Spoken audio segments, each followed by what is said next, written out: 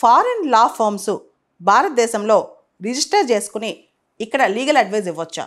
Foreign lawyers వచ్చి మన దేశంలో ప్రాక్టీస్ చేయొచ్చా? రీసెంట్గా బార్ కౌన్సిల్ ఆఫ్ ఇండియా ఈ దిశగా కొన్ని రూల్స్ తీసుకొచ్చిందనమాట. ఫారెన్ లాయర్సు, ఫారెన్ లా ఫర్మ్స్ ఇండియాలోకి రావచ్చు, కానీ వాళ్ళకు కొన్ని పరిమితులు ఉంటాయి.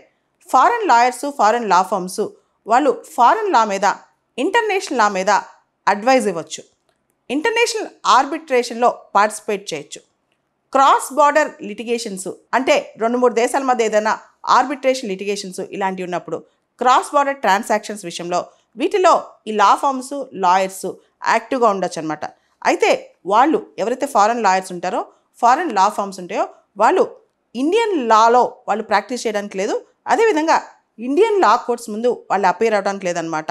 BCI bar Council of India ఈ దిశగా అడుగులేస్తూ ముఖ్యంగా ఇంటర్నేషనల్ ఆర్బిట్రేషన్లో భారతదేశాన్ని ఒక హబ్గా చేద్దామని చెప్పి, అదేవిధంగా ఇలా అంటే ఆర్బిట్రేషన్కి సపరేట్గా ఫారెన్ లాయర్స్, లా ఫర్మ్స్ని అలౌ చేస్తే కనుక ఇంటర్నేషనల్ ఇన్వెస్ట్మెంట్స్, ఫారెన్ ఇన్వెస్ట్మెంట్స్ కూడా మనం బాగా అట్రాక్ట్ చేసుకోవచ్చు అనమాట. దీనికోసం బార్ కౌన్సిల్ ఆఫ్ ఇండియా ఈ స్టెప్స్ వేసిందనమాట.